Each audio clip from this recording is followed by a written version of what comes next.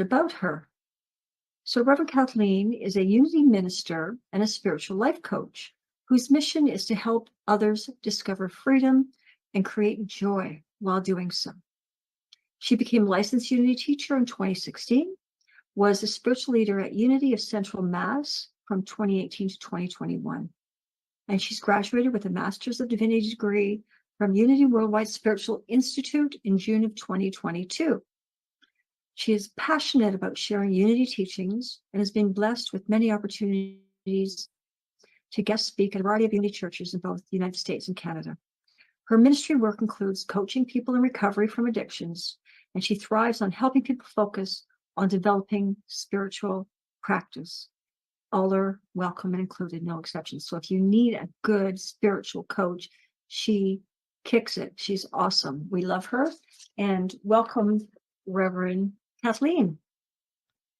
Oh, thank you so much. What a lovely introduction that was. I greatly appreciate it. Thank you all for being here today. I always look forward to coming back to your community. It's just a blessing. I don't know if you know how special you are. So if you don't, let me tell you right now, I am telling you, you are special. So thank you. First of all, I have to talk about the song choices. I think you were trying to bring me back to the 1970s. Good Morning Starshine was actually the song that my classmates picked for me to represent who and what I was in 1974 when I graduated grammar school, 8th grade I graduated. And so that song came on and I was blown away. I was like, oh my gosh, I can't believe it. I hadn't heard that song in forever. And Day by Day, that was one of the first songs I learned to sing when I was singing at the 10 a.m. folk mass at the Catholic Church every Sunday from the time I was 10 until I was about 15 or 16 years old. That was a very common song that we sang during the folk mass, you know. So memories just come flooding back, right? I love it. What, you don't need to answer this out loud, but what would you think if I said to you, you don't need to pray for peace, it's already here? You might be shocked. You might be a little bit blown away. But your theme is peace this year, which is never a coincidence, right? But Reverend Jim Rosemurgy had a class. He gave a class in January of 2023. And he called it Gatherings of the Few after a little while. That wasn't the initial title of the class, but he was talking about how we can have a peaceful uprising and have a global spiritual awakening. And what happened from that class was somebody said to him, Jim, you really need to put this into a book, because it was a very powerful class. There were probably, I'm going to say 50 to 60 people there each week. It was a 4 or 5 week class. And I always try to attend anything he does because he is my spiritual mentor. I worked for him, and it was an incredible experience. So anyway, he wrote this book. It looks like this. I don't know. I know it's hard to see on Zoom, but it's called Gatherings of the Few. And then it says A Guide to Global Spiritual Awakening. So if you're interested, after you hear my talk this week or when I come back in May, this is what it looks like.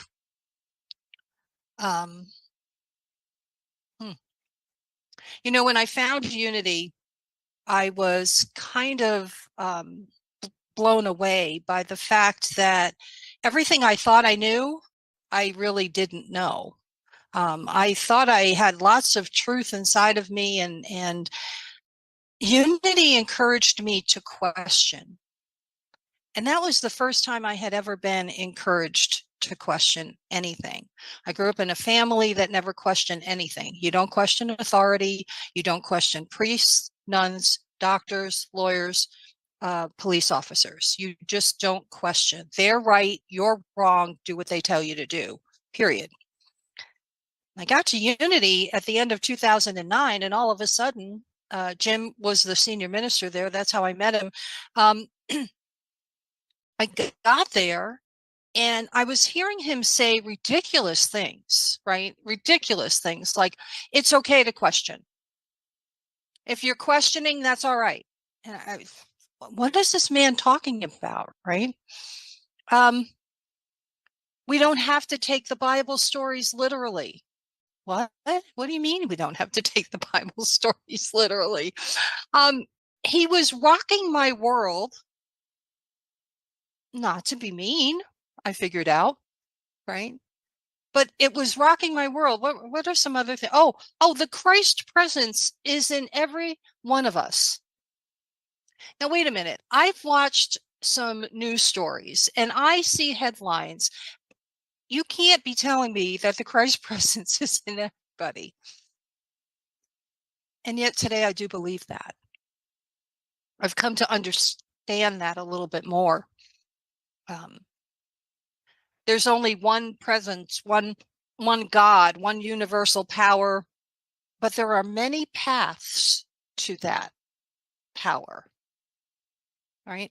I remember going to Unity of Fort Myers, and every Sunday Jim would get up there and he would bless all of the faiths in the world. The Hindus and the Buddhists and the anybody, shamans, everybody, Catholics, Protestants. He didn't leave anybody out. He would bless them all. And it opened up my eyes in a very exciting way, but it took a while. At first, I was really rattled. And his whole approach was, we need to question. We need to continue to question. Even when we think we have come to a new realization, it doesn't mean that we're at the end. I think that's what's going to keep me young, right? Is continuing to question. And gee, I wonder if, and what's going on here?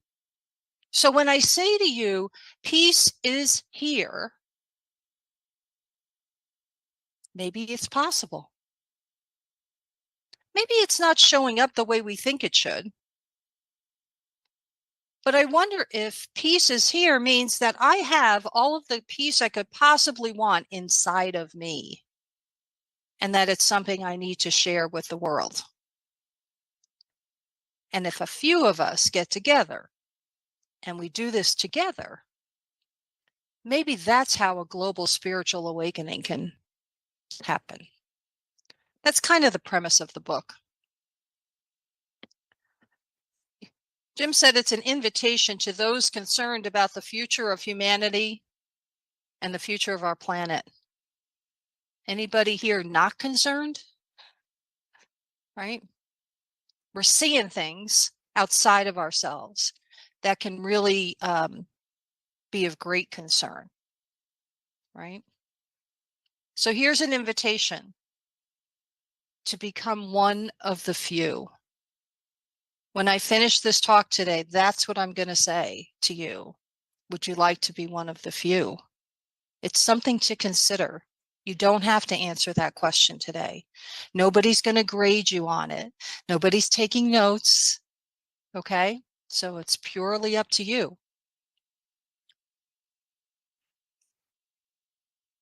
I'm going to pull, I don't think this is a direct quote from the book, but it's pretty close.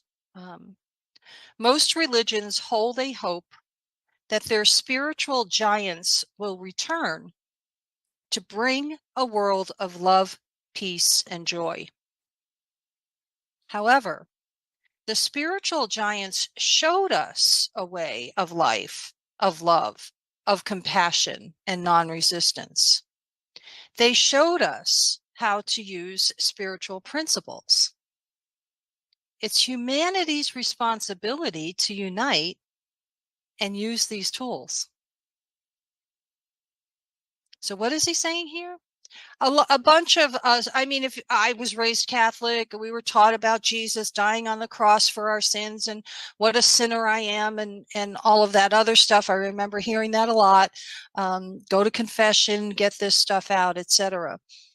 But I think if we look at the stories in the Bible about the teachings of Jesus, he did show us a way of life that is filled with love and compassion and non-resistance.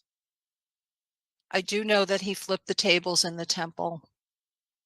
I do recognize that. But in general, overall, he was showing us a way of living from a consciousness of pure love, that we are all connected.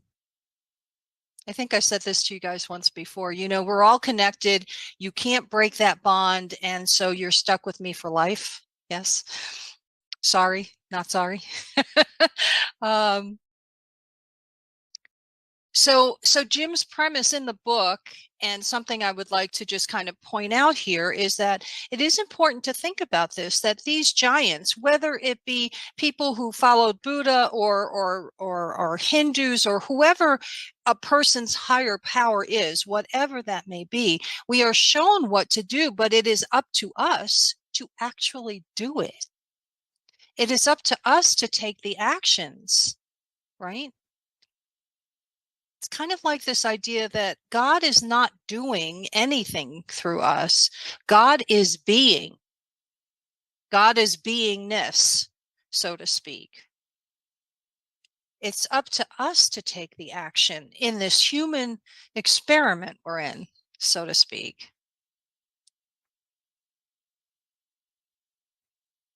There's this idea that we have access to all the peace that we could possibly want. We talk about divine mind in unity. We talk about divine ideas, that there is an unlimited supply of divine ideas. So the divine idea of peace is huge, right? It's an infinite resource within me that I can tap into at any time. So the only reason that I might not be seeing or experiencing peace in this moment might be because I'm not drawing it forth myself. It's possible. I'm just asking you to consider it. You don't have to take me at my word. Just think about it, right? When I come back in May, I'm going to talk about peace being released from us and what to do with it. And if you get the book between now and then, you'll know what I'm talking about. It's very interesting what he says. Okay, so we're talking about a global spiritual awakening, and I know that that can sound extremely overwhelming. A global spiritual awakening, the entire world. Are you kidding? How we can't get our country to come together? How can we? You know, every place is experiencing unrest, right? I'm wondering if all of the unrest that we're seeing is because things are being shaken up so they can fall back together again in a better way. I do wonder about that. And when I really see something that is really tugging at my heart, I go back to that thought of maybe it needs to happen in order for the change to come that we really want. Big change requires big unrest, so to speak. Okay. So from time to time, I have mentioned here, and Cheryl mentioned it in the introduction, that I'm a spiritual life coach. And often I get to speak with some wonderful people who have struggled with addiction, but are really trying to pull their lives together, etc. And they often will tell me about times in their lives when they have had a spiritual experience. To me, and this is just my opinion, I believe there is a difference between a spiritual experience and a spiritual awakening. In recovery, the 12th step talks about having had a spiritual awakening as the result of these steps, right? So people work steps 1 through 11. When they get to 12, now they've had this spiritual awakening. So it's an overall effect, an overall change in personality, in behavior, in how things are handled, the whole 9 yards. But you can also have these individual spiritual experiences. Have you ever had that happen for you? I had it a couple of times. I had a situation where my mother was very sick, and she was in the process of leaving the planet, leaving this earth to move on to her next journey. And I was visiting with a group of women, and one of them reached out to me and kind of became my, I don't know, my friend, a support, to just somebody to talk to while my mom was going through this illness for 9 months. And after my mother died, the day that my mother died, my friend and I got together. Now, this was a friend who I made up here in Massachusetts. I would visit from Florida every 2 or 3 months, and I would get together with this friend up here in Greenfield. And the day my mother died, she came to me and she said, I just found out what your last name is. Was your mother's maiden name? And she told me my mother's maiden name. She and my mother had been in grammar school and high school together, grew up together, knew each other very well. They had a little trio. There were 3 women that stuck together. It was my mother, her maid of honor, and this other woman. And this woman was my mentor, my support system while my mother was getting ready to transition. To me, that's a spiritual experience. I call it divine choreography. I call it, there's no coincidence in that. I believe it came together in divine something or other, whatever you want to call it. To me, that's an experience, and we have all of those experiences, but a spiritual awakening is even greater than that. Somehow, when something really, really tough comes along and you deal with it and you get to the other side, your eyes get opened, maybe your priorities change. That's what a spiritual awakening can be. Imagine if we had enough people to make it a global thing, a global event. What would this world look like? Pretty wild, huh? Just to think about it. I believe that I've had a spiritual awakening. I believe that prior to finding unity, I found a group of people who could help me. And I had that spiritual awakening. And then I found unity, and I think I had even a bigger spiritual awakening. It's different for everybody, but it can happen. And the way I got there was following what people before me did. You know, your unity community is filled with people who all have the Christ presence within, who all have different approaches to how they live their life, right? And you can take bits and pieces. Have you ever heard the phrase, take what you like and leave the rest? I love that phrase. I really do. It can sometimes be obnoxious if somebody's teasing me and I'm taking what I like and I'm leaving the rest. But it's you kind of pick up on things from other people, and you admire them and you follow them and you experiment and you try it out. And one of the things that works really well for me, as I'm sure you all can relate, is prayer, right? Be careful what you pray for. Have, I had a friend who clearly, adamantly told me, never pray for patience, right? And I don't know if you know why, but if you pray for patience, you're going to get more episodes of where you need more patience. So don't pray for it, because it'll come, right? The universe is listening all the time, right? But there are certain prayers that I really grabbed onto prior to unity, prior to my understanding that God is not this entity in the sky. The prayer of St. Francis, Lord, make me a channel of your peace. Think about that for a second. What if this power that we're connected to really heard that and really made you a channel of its peace? Could you imagine what that would really look like? Sometimes I wonder, am I really ready for that? Right? But my goal, my personal goal, is to bring peace to all situations. Right? Now I can bring fun. I have a sense of humor. I can bring love. I can bring a lot of different things to a situation. But one of the most important to me happens to be I want to always bring the calmness. I want to bring the peace, the sense of peace that maybe sometimes surpasses understanding. Right? There's a prayer that says, God, I offer myself to thee to do with me and to build with me as thou wilt. Now that's old wording. But what does that say? Like, here I am, use me, right? I have to be willing to be used if I'm going to use those words. And when I'm willing to be used by this power that I believe is within us, that divine energy, divine mind inside of me, then amazing things happen during the biggest challenges of my life. Okay.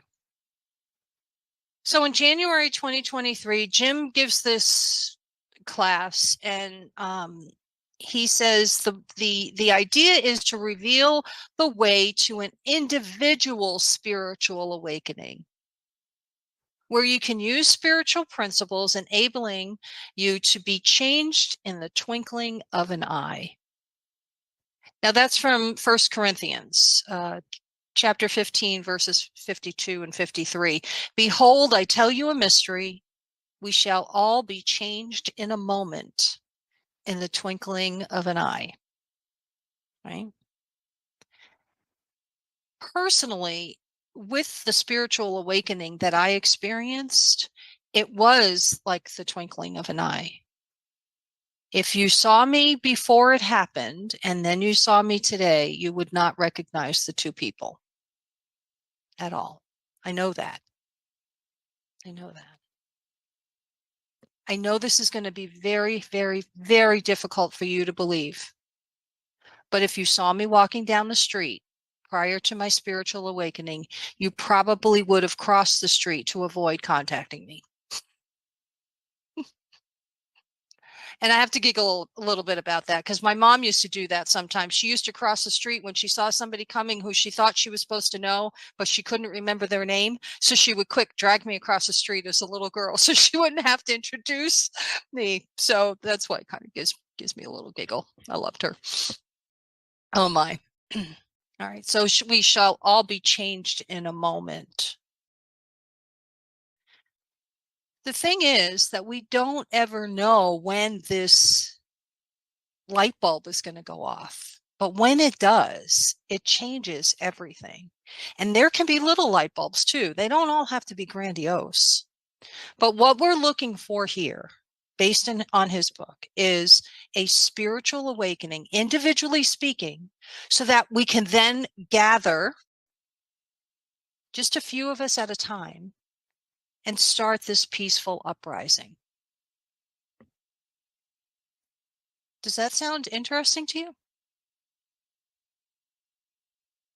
It got me. And then Jim wrote the book. And so I bought it and I read it, and I was right in tune with what he's doing. You know, we don't have to do everything word by word from a book that we read, any book that we read, but we can take these ideas and we can make them our own, and we can put them into practice, and we can start having gatherings to bring about this global spiritual awakening. The idea I want to leave you with today is peace is already here. Peace is already here.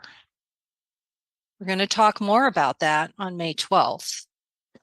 But in the meantime, the question then becomes, will you commit to participating in this global spiritual uprising by being one of the few?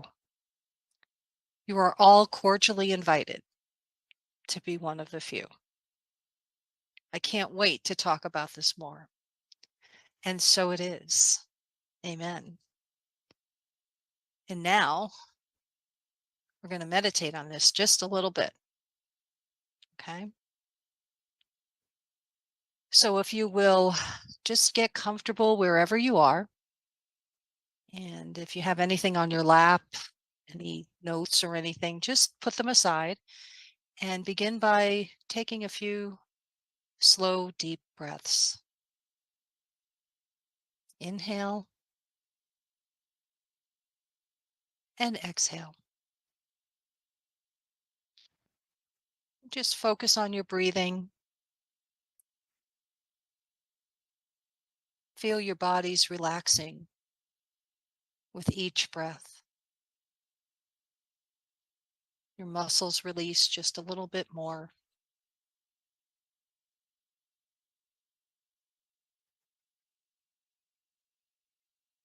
May the words that I speak now be the words of your own heart.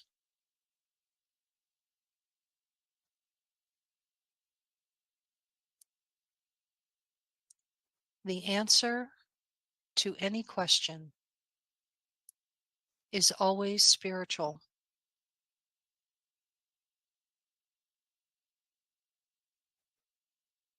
I am part of a peaceful uprising.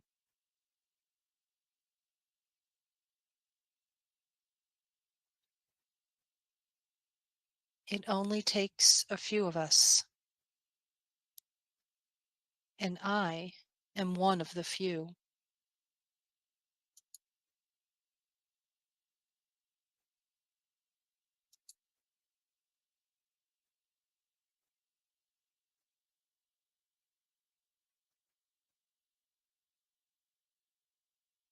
I am willing to be changed in the twinkling of an eye.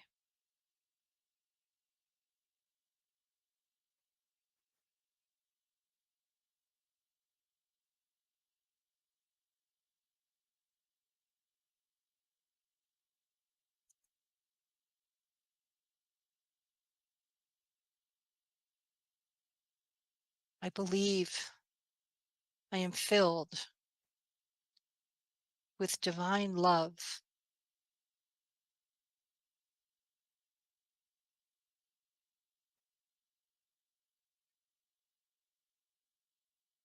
I'm filled with that peace that surpasses understanding.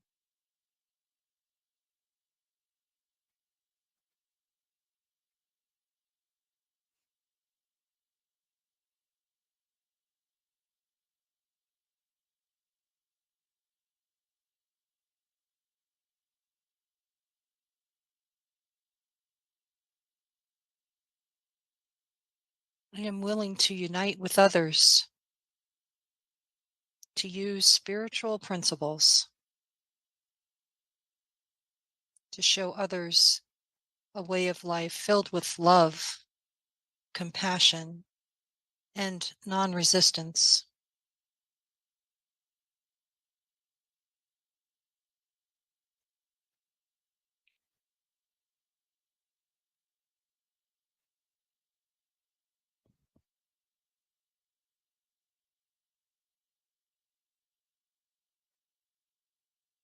The answer is always spiritual.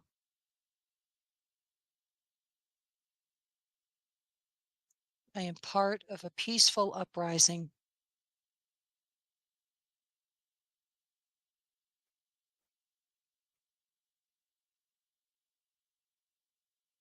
I hold the vision that it only takes a few of us,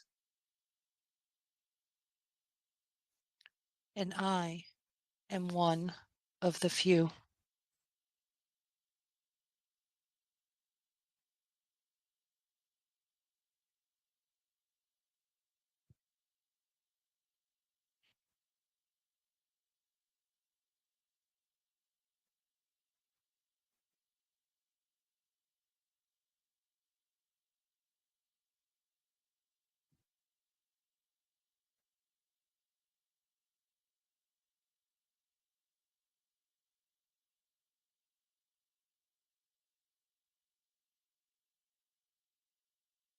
And now we take another deep breath together. We exhale out slowly. And we acknowledge the gratitude that we feel in this moment. The gratitude for new ideas to be considered.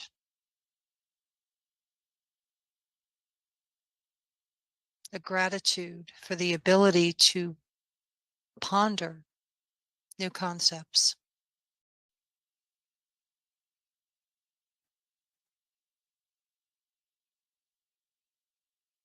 This gratitude shows in our words and our actions.